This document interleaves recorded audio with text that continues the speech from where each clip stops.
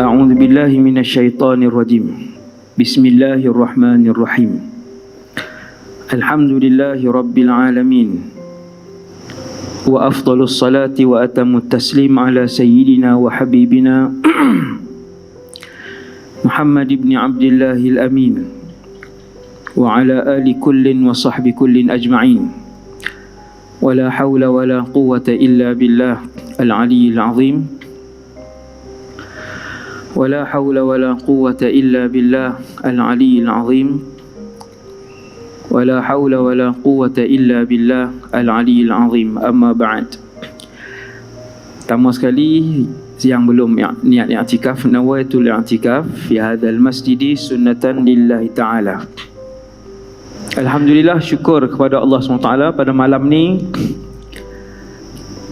kita menzahirkan kepada Allah Subhanahu wa ta'ala kegembiraan kita dengan bulan sambutan ulang tahun kelahiran Rasulullah sallallahu alaihi wasallam. Kegembiraan yang seperti ini disambut oleh kesemua umat Nabi sallallahu alaihi wasallam selama lebih kurang 1000 tahun. Seperti yang disebutkan oleh Al-Imam Al-Qastallani, yang menyebutkan bahawa senantiasa aku melihat pada setiap kurun dicatatkan bahawa umat Nabi SAW mereka bergembira dengan kedatangan bulan Rabiul Awal. Umat Nabi Muhammad 1500 tahun. Selama 1000 tahun umat Rasulullah bersama dengan ulama-ulama mereka merayakan ulang tahun kelahiran Rasulullah sallallahu alaihi wasallam pada bulan Rabiul Awal, dan suasana ini direkodkan oleh para ulama pada setiap kurun yang mereka hidup. Iblis la'anatullah menggelupur dan meraung 3 kali. Yang pertama, pada hari dia dilaknat oleh Allah, meraung-raung dia. Dia ada suara. Suara iblis ni, dia mempunyai suara. Dia ada fizikal dia. Dia ada rupa bentuk dia. Dia ada fizikal. Seperti mana manusia ada muka, ada badan. Maka iblis meraung-raung, meronta-ronta selama 3 kali. Yang pertama pada hari beliau dilaknat, la'anahullah. Yang kedua ketika mana turunnya suratul Fatihah.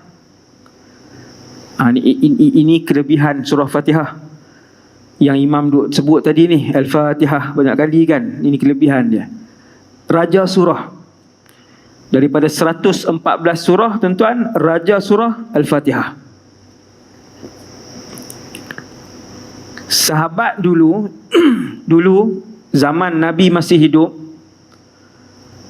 ada seorang ketua kabilah kena sengat binatang berbisa. Ketua kabilah kena sengat. Sahabat pegang Bismillahirrahmanirrahim, Alhamdulillahi Rabbil Alamin sampai waladdallin. Sahabat tu angkat tangan, seperti bisa itu ikut di tangan sahabat tadi. Fatihah. Pada hari diturunkan Fatihah, ketika itu iblis meraung. Dan keadaan ketiga, kata Rasulullah sallallahu alaihi wasallam, iblis menangis sekuat-kuatnya dan meraung pada hari kelahiran Rasulullah sallallahu alaihi wasallam. Iblis benci pada hari kelahiran Nabi. Iblis tak suka dengan hari kelahiran Nabi, dan kita umat Nabi SAW, kita gembira dengan kelahiran Rasulullah SAW. Kata para ulama ahlu sunnah, umat Nabi Muhammad menyambut dan menzahirkan kepada Allah kegembiraan ini pada bulan Rabiul Awal, kerana pada bulan itu Muhammad SAW dilahirkan. Tiba-tiba yang peliknya, ada satu kumpulan, bila kita sambut maulid, dia kata bid'ah. Ini hati-hati dengan kumpulan ni, tuan-tuan. Kalau ada, halau, jangan bagi masuk masjid, tuan-tuan. Sebab dia dekat-dekat nak sama dengan hak menjerit tadi ni. Kita sambut maulid, kita baca zikir, kita baca selawat, kita baca sirah, dia kata bid'ah, haram. Hati-hati dengan kumpulan ni, makin banyak di Malaysia ni. Bid'ah, haram, syirik. Hasbunallah wa ni'mal wakil. Alhamdulillah, yang kedua, kita jadi umat Nabi Muhammad sallallahu alaihi wasallam. Dalam masjid malam ni,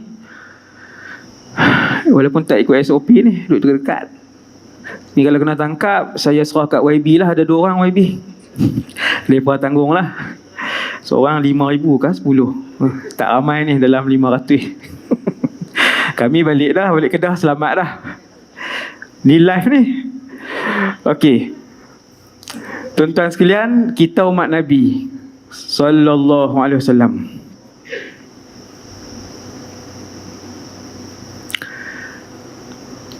Ada 2 cara Nabi kenal saya dan tuan-tuan. Di mahsyar akan berimpun ramai orang. Hari ini saja manusia ada 7 bilion, nak dekat 8. Saya tengok yang terbaru 7.7. Nak dekat 8 bilion manusia. Di Malaysia ada 30 juta. Nak pi ke 1 bilion, dia kena cukup 1000 juta baru sebilion. Hari ini ada 7 bilion. 7 bilion baru yang hidup hari ini. Belum lagi 100 tahun lepas, 200 tahun lepas, 300 tahun lepas, tak masuk lagi. 7 bilion ini kalau berdiri di semenanjung Malaysia ni tak cukup tanah. Berdiri saja, bukan buat rumah. Saya nak bagi tuan-tuan nampak ni. Nabi tuan-tuan nampak mahsyar. Saya pun tak nampak, tapi kita baca hadis je. 7 bilion ni kalau berdiri saja di semenanjung ni tak cukup, tak muat. Kalau semua daripada Nabi Adam sampai kiamat berdiri, luas. Ya Rasulullah, macam mana nak kenal umat kamu? Antara tanda nak kenal, Nabi kata, aku kenal umat aku kerana hanya umat aku wajah mereka bercahaya, ataupun Nabi sebut anggota wuduk mereka bercahaya di padang mahsyar, hanya umat aku. Saya nak tanya tuan-tuan, umat lain ada solat tak? Ada. Umat dulu-dulu ada solat tak? Ada. Umat dulu-dulu ada puasa tak? Ada. Umat yang terdahulu haram tak ke atas mereka berzina? Haram, sama. Tetapi umat siapakah di padang mahsyar nanti yang wajah anggota wuduk mereka bercahaya? Kata Rasulullah, umat aku sahaja. Daripada situ Nabi kenal. Malam ni tak ada siapa muka cahaya. Hak putih ada lah. Itu putih kulit dia. Allah bagi pinjam hak tu. Allah bagi pinjam. Dia tubuh kita ni, Allah dah sedia dah berapa ratus bilion. Allah ambil satu, buh kat kita. Yang gemuk, yang kurus, yang hitam, yang putih, yang tinggi, yang rendah, bangsa Melayu, bangsa Cina, yang tu Tuhan tak kira, Tuhan tak tanya. Yang tu aku bagi pinjam je untuk aku letakkan roh. Kerana yang Allah akan lihat adalah roh itu. Sebab tu bila mati, tubuh ni, hang yang di Pertuan Agong ke, hang YB ke, hang Menteri Besar ke, kami simpan bawah tanah. Kami tak bawa, kami tak muliakan dah kamu. Jam pun kami tak bubuh dah. Sebab tubuh ni Allah Ta'ala nak beritahu kat saya dan kita semua, aku bagi pinjam. Jangan bangga dengan lusung pipit ada 3. Tak ada lebih 3. Jangan bangga dengan ketinggian kita, jangan bangga dengan hidung tinggi kita. Semua tu pinjam. Dan jangan sedih dengan kehodohan muka kita.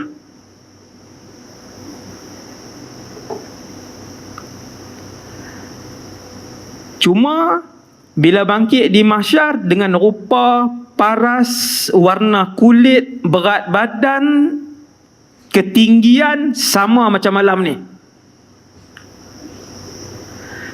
Di mahsyar nanti, bila Allah tumbuhkan balik kulit kita, daging kita, darah kita, Allah tumbuhkan balik dengan rupa ini. Tuan-tuan tengok saya malam ni, macam ni lah di padang mahsyar nanti. Kalau macam tu tak segak lah Ustaz. Di mahsyar Allah tak ubah lagi. Masuk langkah kaki kanan, kaki kiri masuk syurga, Allah Ta'ala ubah muka kita. Tapak muka yang asal tapi dia jadi segak. Ada tak hari ni teknologi moden ubah? Ada. Kalau manusia boleh buat, Allah. Kalau manusia boleh buat daripada rupa yang tak elok kepada rupa yang elok. Di Korea, di Thailand, di Australia, di Singapura ada pembedahan ni. Ubah muka. Tapak muka yang sama dia ubah. Ubah jadi elok. Manusia boleh buat, Allah Azza wa Jalla lagi boleh buat. Cuma Nabi nak sebut kepada saya dan kita semua, aku kenal kamu. Kerana hanya umat aku sahaja anggota wuduk mereka bercahaya. Sebab tu tuan-tuan, pesan kepada ahli keluarga untuk tidak tinggalkan solat. Mesti kena jaga semayang. Kalau yang ada anak 30 dah Ustaz, tak semayang dah Ustaz. Jumaat pun tak pergi. Usaha yang kita boleh buat, tegur. Kerana dengan tegur dan sampaikan, bagi tahu kat dia semayang kena semayang. Bagi tahu dan tegur itu akan dimaafkan oleh Allah SWT. Allah tak persoal dah kita. Kita baru hari ni sedar. Baru hari ni nak bentuk anak kita, tapi terlambat dah, 20 lebih dah. Tak ada satu waktu pun dia solat. Macam mana kita dengan Allah? Kita dengan Allah, kita tetap tegur dia sampai kita mati.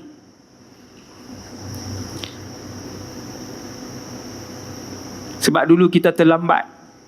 Kalau yang belum terlambat, anak umur 7 tahun bawa mai ke masjid. Ayah dengan mak kalau semayang, anak 3 tahun, dia akan tahu tikar sejadah, dia akan tahu berdiri menghadap kiblat, dia akan tahu rakaat dan sujud walaupun tak sempurna. 3 tahun. Tengok di mana tangan. Lepas tu merata kali. Kali kok nu kali. Tapi pasal apa dia tahu buat macam ni? Sebab dia tengok mak dengan ayah dia. Tapi jangan main masjid ke. 7 bawa main masjid. Sampai 10 bawa main masjid. Rasulullah jamin takkan tinggal solat sampai dia mati. Takkan tinggal. Nabi jamin tuan-tuan. Nabi jamin. Dan ini yang kita tengok dalam kehidupan kita. Ini yang saya dan tuan-tuan tengok dalam kehidupan kita. Sesiapa yang menjaga perilaku ibadah anak-anak mereka, tutup aurat, jaga semayang daripada 7 sampai 10, dia jaga tiap-tiap waktu, anak itu takkan lunturkan tudung dia walaupun ibu dia meninggal awal ataupun ayah dia meninggal awal. Dia takkan buang. Dia takkan tanggalkan. Mendidik anak biarlah dari Melayu pun ada sebut kan adik kita. Yang kedua, Nabi kenal kita sebagai umat Rasulullah sallallahu alaihi wasallam. Tuan-tuan, kenal saya, kenal tuan-tuan. Iaitulah setiap kali kita berselawat kepada Rasulullah sallallahu alaihi wasallam, ada satu orang malaikat, dia nanti pergi bagi tahu ke Nabi nama kita dan nama ayah kita.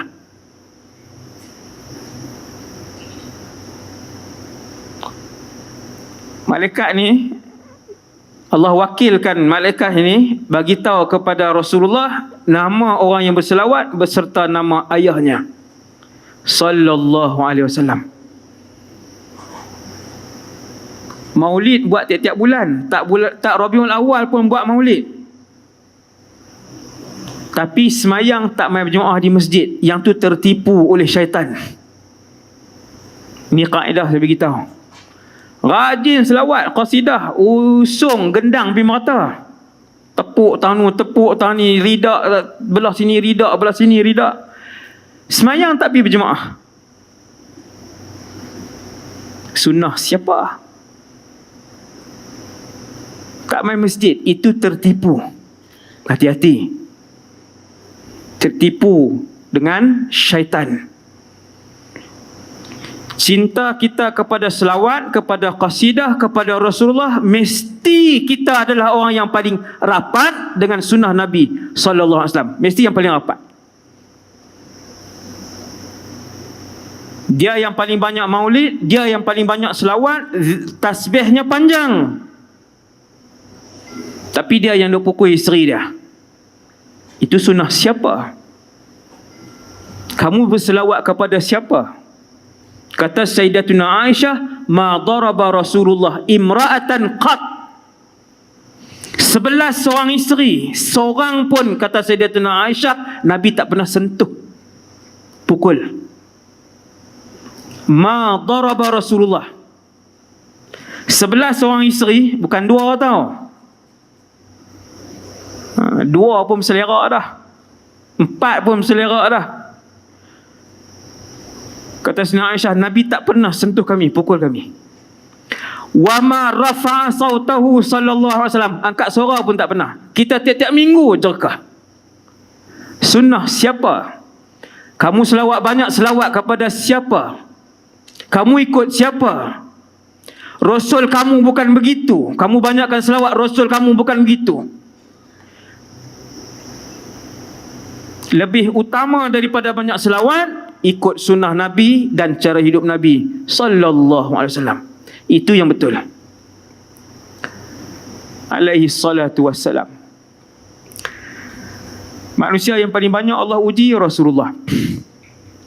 Asyaddun nasi bala'an al-anbiya thumma al-amthal fal-amthal. Orang yang paling banyak Allah uji bukan saya, bukan tuan-tuan, Nabi. Banyak ujian Nabi.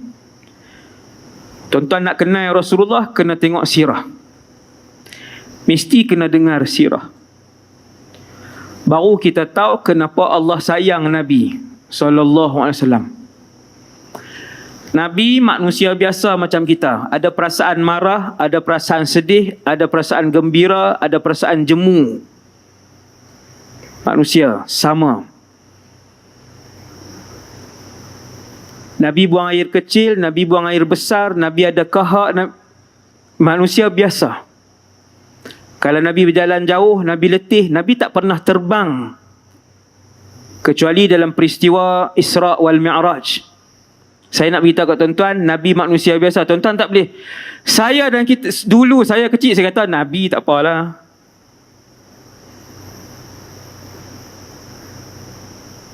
Innama ana basyarun mislukum. Wahai Muhammad, bagi tahu kepada umat kamu, aku manusia seperti kalian. Adil tak tuan-tuan? Adil. Kita manusia, Rasulullah manusia. Kita berkahwin, Nabi berkahwin. Kita makan, Nabi makan. Kita minum, Nabi minum. Kita berjalan ke masjid, Nabi berjalan ke masjid. Paling jauh Nabi berjalan kaki dalam peperangan Tabuk hampir 700 km, 800 km padang pasir. Bukan AirAsia, bukan bas transnasional, bukan KTM. Tak ada seorang pun di kalangan kita, termasuk saya yang bercakap, yang pernah berjalan 300 km. Tak ada. Tang ni kalah dah. Baru satu saya sebut, dah kalah satu masjid termasuk saya. Ujian Rasulullah sallallahu alaihi wasallam. Sebab tu Allah sayang beliau. Bila rumah Nabi dikepung pada malam Nabi nak hijrah, kerajaan Mekah memilih komandan Mekah yang paling kuat. Ini sirah ni. Memilih komandan yang paling kuat. Pergi keliling rumah Nabi, tiap-tiap komandan ini semua bawa senjata, ke semua 40 orang ini nak bunuh Nabi. Nabi seorang. Nabi seorang sallallahu alaihi wasallam. Jibril mai beritahu, ya Rasulullah, mereka sedang bermesyuarat di Darun Nadwah untuk membunuh kamu. Nabi tengok Jibril, Nabi kata sekejap. Ada barang-barang yang bukan nak bawa lah. Ada barang-barang yang akan aku sampaikan amanah ini kepada Ali ibn Abi Talib. Barang apa? Nabi duduk di Mekah 53 tahun. Kebanyakan di kota Mekah ni pencuri-pencuri profesional. Hak curi, bukan pencuri di kalangan rakyat biasa ni, daripada atas penyamun sampai bawah pun banyak penyamun. Ada dalam sirah seorang menteri Quraisy ketika itu, dia menteri dan dia dah kaya. Al-As ibn Wa'il nama dia. Orang main berniaga, dia kata nak ambil semua barang perniagaan ni. Badawi tu pun bagi semua barang perniagaan dia, lepas tu dia tak mau bayar. Ni penyamun banyak di Mekah. Jadi nak simpan barang di dalam rumah tak selamat. 53 tahun Nabi hidup, bawa dakwah, bawa Islam, tak sampai 300 orang yang masuk Islam. Tapi kalau barang-barang berharga mereka, barang-barang mahal mereka simpan rumah Nabi. Kalau geran, emas, perak, kalau mereka nak musafir, iPad, ni saya contohlah. Kunci-kunci kereta yang mahal ni simpan rumah Nabi. Tapi kat Nabi tak percaya. Dakwah Nabi tak percaya. Tapi disebabkan dalam kota Mekah ni semua ramai penyamun, maka simpan di rumah Nabi, di rumah Muhammad. Malam Nabi nak hijrah, barang ni penuh rumah Nabi. Geran-geran barang berharga, kawan ni simpan gelang, kawan ni simpan perak, kawan ni. Bila Jibril beritahu, wahai Muhammad, mereka dalam perjalanan dah ni untuk membunuh kamu. Nabi kata sekejap. Nabi panggil Sayyidina Ali. Nabi pun tunjuk kat Sayyidina Ali. Nabi kata, ni barang Fulan bin Fulan. Ini barang Fulan bin Fulan, dia simpan kat aku amanah. Ini barang Fulan bin Fulan. Dalam keadaan seluruh penduduk Mekah yang tidak Islam ni, majoriti yang tidak Islam, nak bunuh Nabi, sepakat dan bersetuju untuk bunuh Muhammad sallallahu alaihi wasallam, Nabi boleh simpan lagi barang, nak bagi balik kat tuan dia. Wahai Ali, ini bagi balik kat tuan dia. Tuan-tuan, dah orang nak bunuh kita, ambil lah barang tu. Wahai Ali, bagi balik. Ni semua hak orang. Ni barang dia ni. Ini barang Fulan. Ni barang Fulan. Ni barang Fulan. Tak sempat keluar. Komandan ni dah keliling rumah Nabi.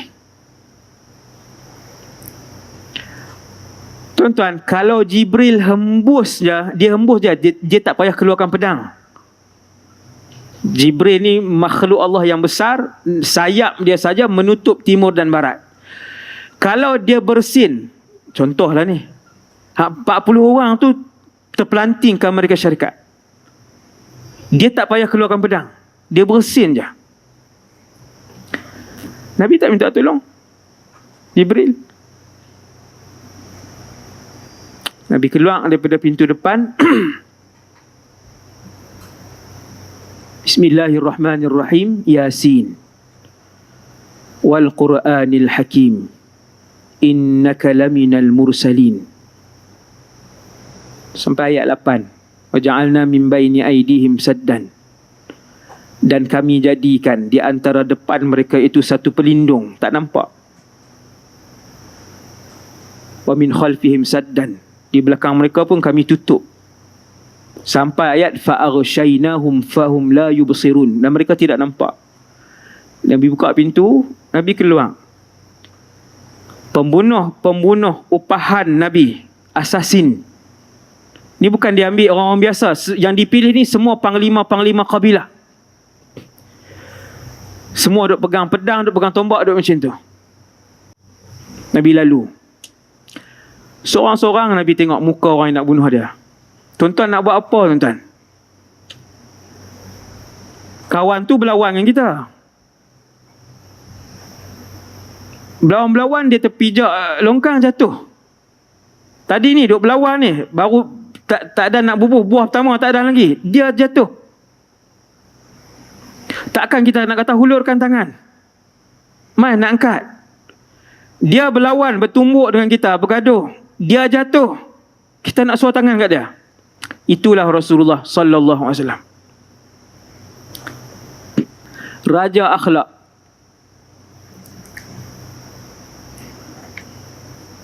Akhlak Nabi yang luar biasa ni sukar untuk dicapai oleh saya dan kita semua. Tapi Allah Subhanahu wa taala arahkan, laqad kana lakum fi rasulillahi uswatun hasanah. Allah pesan kat kita dalam Quran, mesti kena tiru Rasulullah. Nak capai 100 markah macam Nabi, saya yang bercakap tak mampu. Kita semua tak mampu. Tetapi ke arah itu insya-Allah usaha dan berazam untuk seperti Nabi sallallahu alaihi wasallam. Peristiwa hijrah, tuan-tuan. Peristiwa hijrah, Nabi tengok orang yang nak bunuh dia. Bila Nabi keluar daripada rumah tu, Nabi tengok seorang-seorang. Seorang pun tidak disentuh oleh Nabi SAW. Nabi hanya ambil pasir, Nabi hanya taburkan di atas kepala mereka pasir, sikit je. Nabi nak bagi tahu, tadi Muhammad lalu di depan kalian, lelaki yang kalian nak bunuh tadi. Tetapi tidak seorang pun di kalangan kalian yang disentuh oleh Muhammad sallallahu alaihi wasallam. Tak ada siapa sentuh.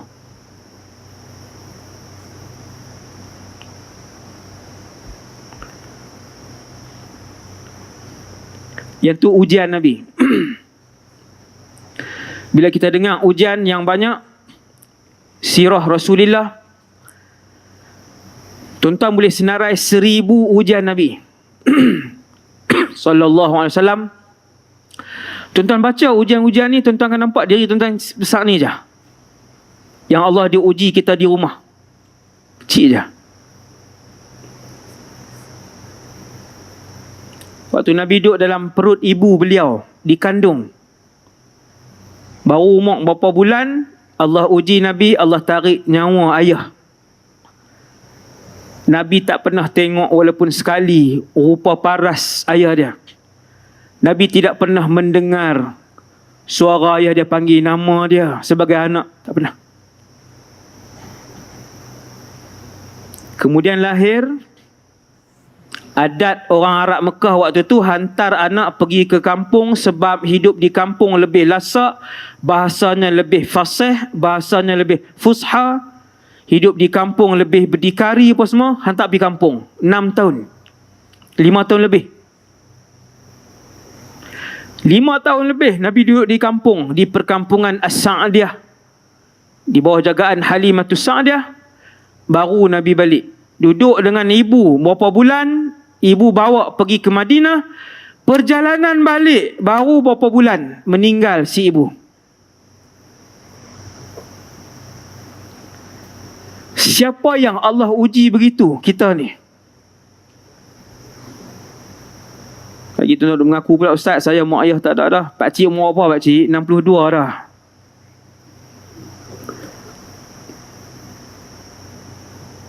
Sallallahu alaihi wasallam.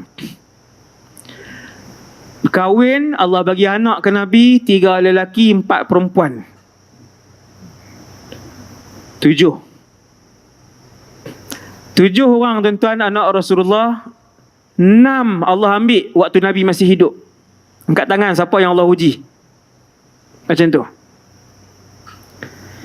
Baru kita perasan malam ni kenapa Allah mengasihi Rasulullah sallallahu alaihi wasallam. Allah bagi ke Nabi anak 7 anak. Tuan-tuan, kita manusia biasa pun sayang anak. Kita manusia biasa tengok anak kita jatuh berdarah, dia menangis, kita menangis, air mata kita turun. Orang yang tinggi kasih. Hati keras ni dia tak heran lah. Orang yang tinggi kasih ke anak ni, anak dia jatuh, luka, anak dia menangis, dia menangis. Itu kita manusia biasa. Rasulullah 7 orang anak Nabi, 6 Allah ambil ketika Nabi masih hidup. Tinggal Fatimah sallallahu alaihi wasallam. Anak lelaki sulung Nabi nama Qasim. Meninggal umur setahun lebih tuan. Nak dekat 2 tahun. Pandai senyum lagi. Pandai senyum dah. Setahun lebih dah pandai senyum. Dah pandai berjalan, dah pandai ikut. Tuan-tuan bayang Rasulullah dengan anak. Allah tengok Nabi yang sedang menyayangi anak beliau. Ayah, Nabi manusia biasa. Kita boleh faham macam mana tinggi kasih kita, rindu kita ke anak. 3 hari keluar, teringat anak. Telefon dengar suara anak. Cik dia buat apa? Cik akan. Cik makan apa? Orang Kedah lah tuan-tuan. Dah panggil ceramah orang Kedah. Cik makan apa? Kak cik. Teringat baru 3 hari. Setahun lebih Allah bagi Nabi tengok anak. Allah bagi Nabi main dengan anak. Allah bagi Nabi mengasuh anak dia. Dukung anak dia. Bawa anak dia berjalan. Allah ambil nyawa Qasim. Kata para sahabat, kami melihat Rasulullah menangis seperti anak kecil. Dia manusia. 6 orang Allah ambil. Subhanallah. Kita seorang pun Tuhan tak uji lagi. 6 depan mata Nabi. Ada yang kecil, ada yang dewasa. Orang tanya Rasulullah, bergoyang-goyang tubuh Nabi bila pegang jenazah. Nabi tak meraung. Tapi manusia biasa bila dia menangis pun bergoyang tubuh badan dia. Basah janggut Nabi. Allah uji. Bukan seorang, 3 lelaki. Al-Qasim meninggal yang pertama. Lepas tu Nabi dapat Abdullah. Pun Allah ambil umur 2 tahun lebih. Kemudian Allah bagi Ibrahim kat Rasulullah anak. Pun Allah ambil. Sahabat tanya, ya Rasulullah, kuat tangisan kamu. Nabi SAW kata tangisan ini rahmat. Nabi nak bagi tahu kat saya dan kita semua, Nabi manusia. Tapi tiap-tiap kali Allah uji, Nabi lulus. Nabi tak ada kencing manis, Ustaz. Kami ni sampai mata tak nampak. Kencing manis kuat. Ubat segenggam Ustaz. Nabi tak apalah, sihat. Tuan-tuan, Nabi pernah diracun. Diracun yang dipanggil summusa. Racun seminit. Tuan-tuan sedut seminit, mati. Tinggi racun tu, dan racun tu diimport daripada luar. Tak ada di Mekah, tak ada di Madinah. Sebab tu kena tengok sirah. Patutlah para ulama sayang sungguh dengan Nabi. Sebab mereka tahu sejauh mana pengorbanan dan susah Nabi. Susah daripada mula lahir, tuan-tuan, susah Nabi. Sampai Nabi wafat, Allah tak berhenti uji Nabi. 5-6 hari sebelum Nabi wafat, Nabi ikat kepala dengan kain berwarna kuning kerana sakit yang keterlaluan. Sahabat pegang tubuh Nabi panas, sahabat tarik macam tu. Sahabat kata, ya Rasulullah, kepanasan kamu syadid, berat. Nabi kata, inni u'aku kama yu'akur rajulani minkum. Aku kalau sakit, Allah akan uji aku 2 kali ganda manusia biasa. Itu baru tajuk sakit Nabi sallallahu alaihi wasallam. Dan sebab tu kita memuji Nabi SAW kerana Allah memuji Rasulullah dan mengangkat kedudukan Nabi sallallahu alaihi wasallam ke satu tempat yang cukup tinggi. Seronok apa ustaz boleh duduk syurga, dekat-dekat syurga Nabi? Tuan-tuan tak pernah tanya ke? Syurga ni alam. Tuan-tuan tadi kita main berjalan, kita makan, pakai baju, kita naik kenderaan, buka pintu, kita hirup udara. Macam mana kehidupan dunia tuan-tuan, begitulah praktikalnya kehidupan akhirat dalam syurga. Kita akan ada mata dalam syurga, kita boleh melihat, kita bernafas, ada makan, ada nafsu.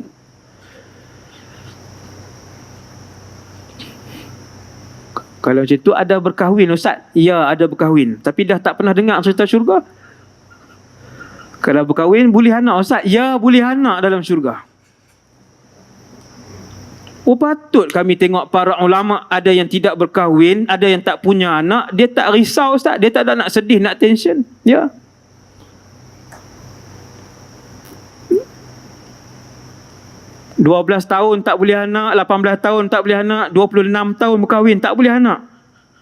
Tenang je para ulama. Sebab apa tuan-tuan? Sebab rahsia dia tahu. Bukan dia genggam, dia tak beritahu kat orang. Dia cerita, tapi dah tak main mengaji. Kuliah maghrib pun 18 orang aja. Masjid di Somalia lah. Bukan sini. Contoh. Subhanallah. Kita tak dengar tuan. Rahsia-rahsia ni kita tak dengar. Lepas tu kita sibuk kejar dunia. Kita sibuk kejar pangkat. Sibuk kejar harta.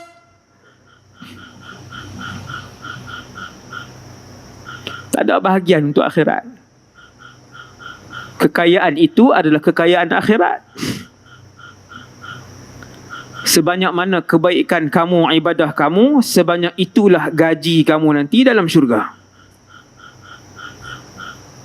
Dalam syurga ada gaji. Cumanya tak ada orang miskin, semua jutawan. Ada orang dia bermula dengan RM1 juta. Ini saya nak bagi tuan-tuan faham. Jutawan. Ada orang 2 juta, ada orang 3 juta, ada orang 80 juta sebulan.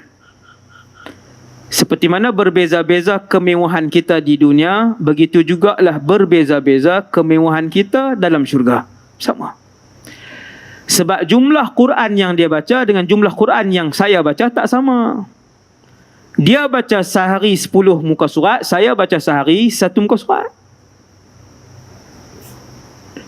Dia bersedekah tiap-tiap hari RM100. Saya sebulan RM100.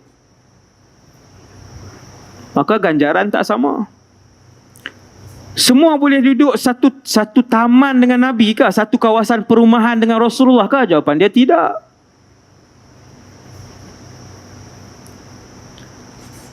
Orang yang hebat. Orang yang hebat ialah apabila dia banyak diuji oleh Allah SWT dan kemudian dia lulus ke semua ujian tersebut. Semua orang dalam masjid ni Allah akan uji mengikut kemampuan diri dia. Tuhan tak akan bagi kuota ujian yang lebih. La yukallifullahu nafsan illa wus'aha. Ikut kemampuan. Itu maksud illa wus'aha. Maka bertenanglah wahai umat Rasulullah sekalian. Allah tak akan bagi ujian kecuali mengikut kapasiti kemampuan kita. Kita aja berasa besar sebab kita tak dengar ujian orang lain. Ada orang Allah uji lumpuh sepenuh badan 26 tahun. Siapa jaga dia? Isteri dia jaga. Subhanallah. kita baru kena gout 2 bulan. Macam-macam dah bunyi. Gout ni pun nak kena kat aku juga. Kan? Dia boleh duduk pergi marah gout tu. Siapa bagi gout tu? Tak boleh berjalan. Dia tak boleh nak pergi pejabat. Kena gout 2 bulan lah. Menyumpah-nyumpah hari-hari. Menyumpah siapa tau? Kamu menyumpah siapa? Yang memberikan tu kah tubuh kamu? Sebab tu habis maulid, antara kerja rumah kita ialah mendengar sirah Rasulullah sallallahu alaihi wasallam. Yang terakhir tuan untuk malam ni, saya tengok tak ada siapa ubah kaki ni. Saya duduk tunggu kalau ubah je kaki, saya nak berhenti lah. Maksudnya lenguh lah. Saya tak apa duduk tak ni selesa. Kisah yang terakhir ni kisah Rasulullah lah. Saya sebut kisah malam ni 3-4 kisah ni supaya tuan-tuan mencari. Ada 1000 kisah. Malam ni dalam ceramah ni saya sebut 3-4 saja. Kalau sehari tuan-tuan dengar 1, 3 tahun habis. Kalau kuliah sirah sebulan 1, kena pergi baca tepi kubur lah. Tak ada lah, tak sempat. Kisah yang terakhir ni, Nabi jalan. Tengah hari tadi saya tazkirah pun kisah ni juga. Kan, kisah yang sama. Sebab petang tadi saya tak ada nak baca pun. Mereka bawa pergi ronda, banyak kampung. Kampung Gapu, Garu, Gagu. Pergi tengok rumah Minang. Jadi balik pun agak lewat sikit. Satu hari Nabi SAW berjalan dengan sahabat. Ini kisah yang terakhir, tuan-tuan nak ubah kaki tak apalah. Memang saya nak berhenti lah. Sallallahu alaihi wasallam. Nabi di Madinah, Nabi keluar dengan beberapa orang sahabat. Nabi keluar dengan Abu Bakar, Umar, Uthman dan beberapa sahabat-sahabat kanan yang lain. Sahabat ada 100,000 lebih. Yang Nabi keluar hari itu kita kata menteri-menteri kanan. Sahabat-sahabat yang paling senior waktu tu keluar bersama Rasulullah. Waktu Nabi nak pergi kepada jenazah seorang lelaki, sahabat juga daripada Ansar, Nabi nak pergi. Dalam perjalanan datang seorang Yahudi.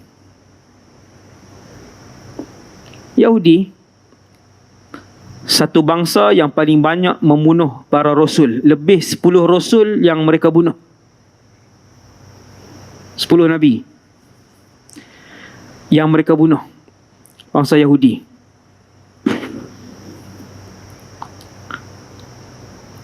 Pernah sekali Nabi umur 9 tahun, Nabi keluar daripada Mekah 9 tahun, Abu Talib bawa pergi berdagang.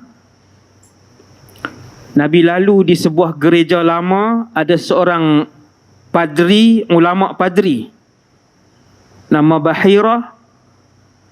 Dia tengok Nabi dipayungi oleh awan. Waktu tu umur 9.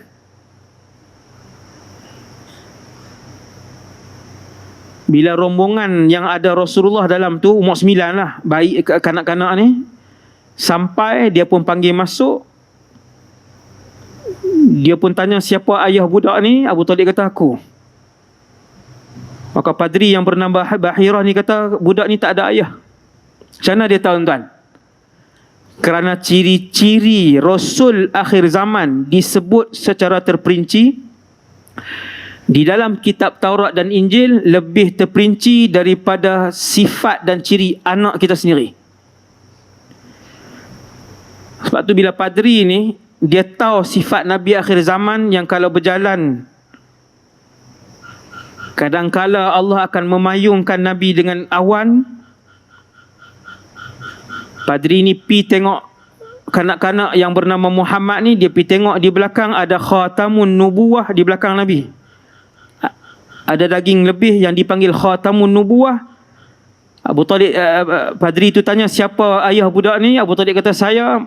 Badri itu kata, makana yang bagi lahu abun. Anak ni tak sepatutnya mempunyai ayah, kerana disebut dalam Taurat dan Injil, Rasul akhir zaman itu yatim. Badri itu kata, bawa balik dia segera, jangan sampai orang Yahudi tangkap dia, nescaya mereka akan bunuh dia kalau mereka tahu dia Nabi. Yahudi, jahatnya Yahudi. Daripada dulu tuan, daripada dulu sampailah sebelum Rasulullah, sampai zaman Nabi, sampai satu Yahudi ni, dia keluar, Nabi dalam perjalanan tadi. Nabi dalam perjalanan bukan seorang diri. Ketika itu Rasulullah Perdana Menteri Madinah. Dia juga adalah penghulu segala makhluk yang ada di atas muka bumi Allah ni. Sayyidul awwalin wal akhirin. Nabi, kekasih Allah Azza wa Jal. Yahudi ni sekat tengah jalan, dia cekak Nabi SAW. Dia cekak di sini. Yahudi ni dia yang cerita peristiwa ni. Dia kata, aku cekak Muhammad biwajihin ghalidh, dengan rupa aku yang bengis. Di hadapan sahabat-sahabat kanan Nabi, dia tarik muka Nabi dekat-dekat. Dia kata, kamu wahai Muhammad, dengan semua keturunan kamu, jenis yang lambat bayar hutang. Oi, sedap ni. Dia cakap tu, tuan-tuan.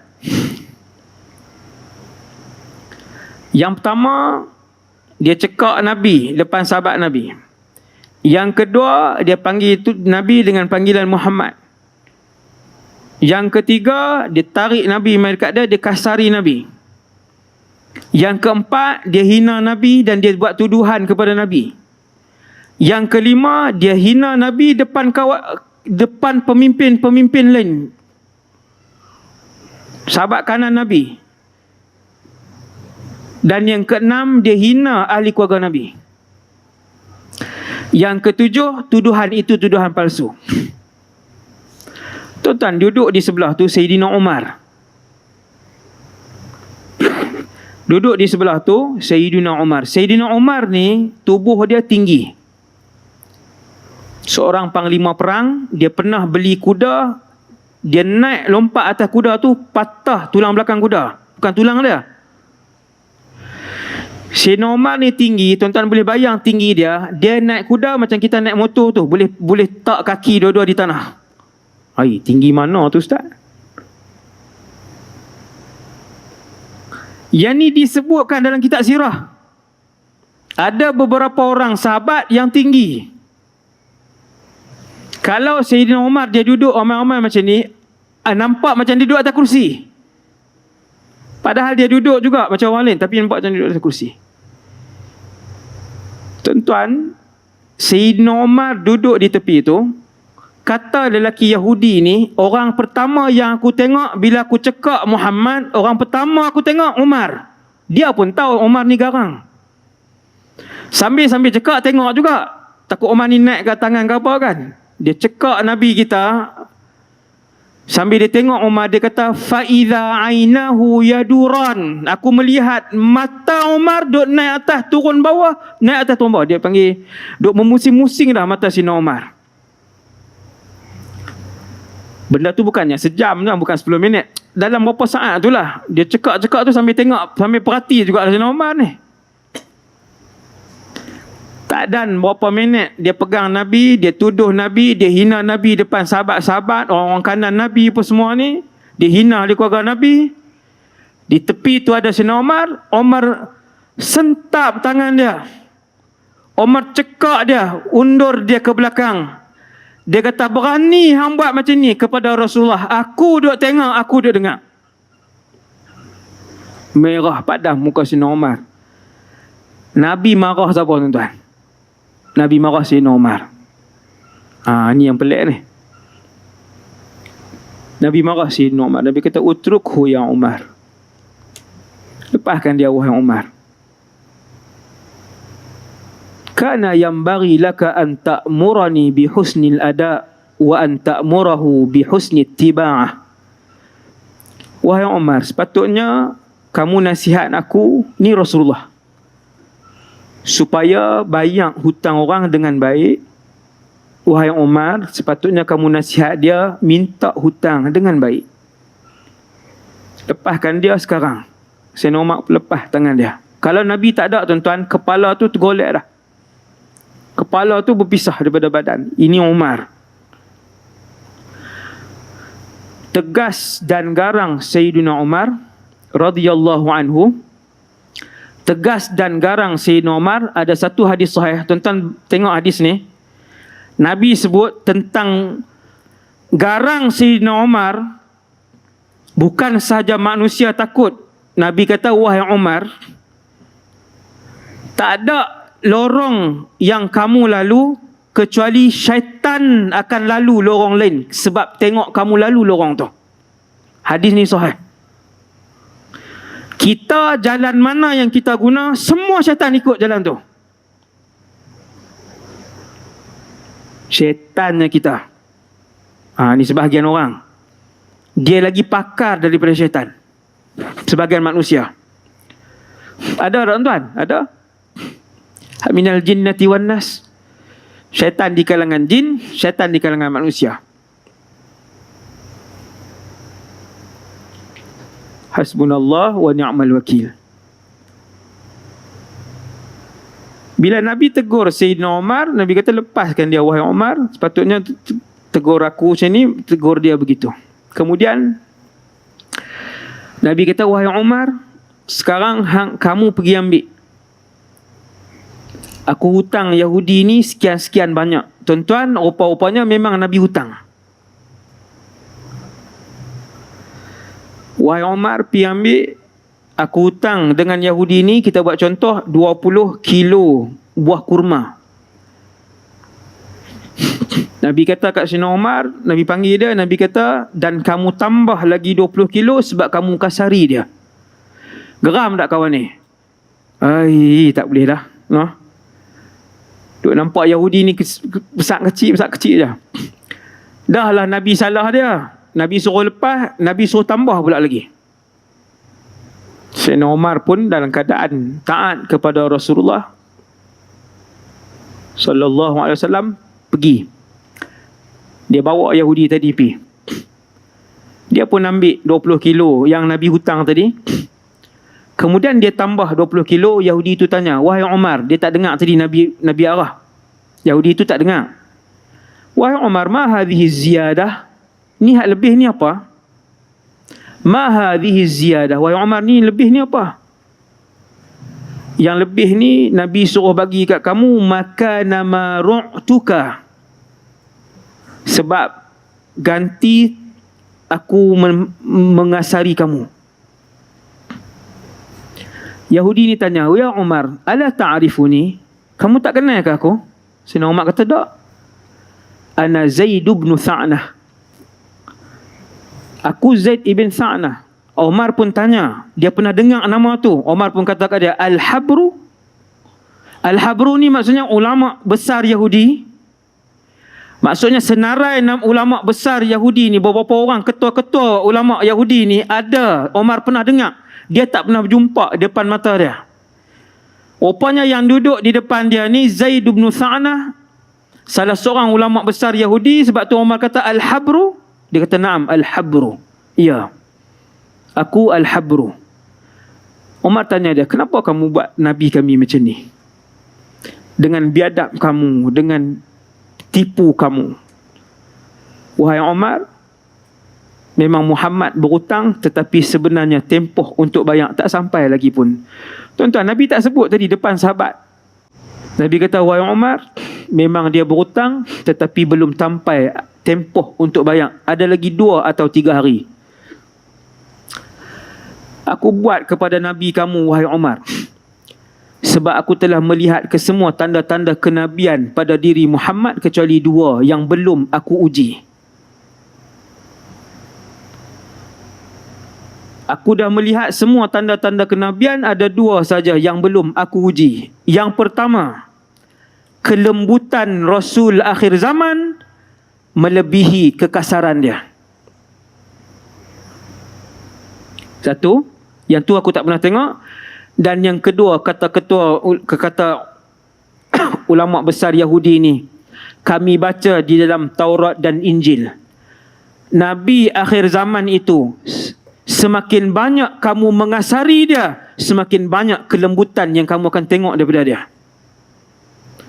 Sallallahu alaihi wasallam. Maka kata Yahudi tadi, wahai Umar, aku dah tengok dua tanda yang berbaki itu, maka hari ini raditu billahi rabba wa bil islami dina wa bi Muhammadin rasulah. Dia pun pergi ke Nabi, dia pun sebut asyhadu an la ilaha illallah wa asyhadu annaka rasulullah. Masuk Islam dia. Itu bayaran sebuah akhlak yang tidak dapat diterima akal manusia kita pada hari ini. Itu bayaran dia. Yahudi yang begitu jahat, yang begitu penuh dengan kelicikan, mereka boleh masuk Islam dengan akhlak Nabi sallallahu alaihi wasallam. Jadi sekadar tu dulu untuk malam ni. Semoga dengan beberapa kisah daripada sirah tu, tuan-tuan carilah kisah hidup Nabi untuk kita baca, untuk kita teladan, supaya kita dapat ikut cara hidup Nabi sallallahu alaihi wasallam. Qul qawli hadza astaghfirullahal azim li wa lakum. Terima kasih kepada semua. Moga-moga kita yang berada dalam masjid ini diampunkan semua kita oleh Allah Subhanahu wa taala, dan Allah himpun kita semua dalam syurga Firdaus insya-Allah. Seperti mana kita jumpa malam ni, kita boleh jumpa nanti pula dalam syurga. Semoga kita dan seluruh ahli keluarga kita diberikan kemuliaan itu oleh Allah Jalla Jalaluh. Wa sallallahu ala sayyidina Muhammad wa ala alihi wasallam. Assalamualaikum warahmatullahi wabarakatuh.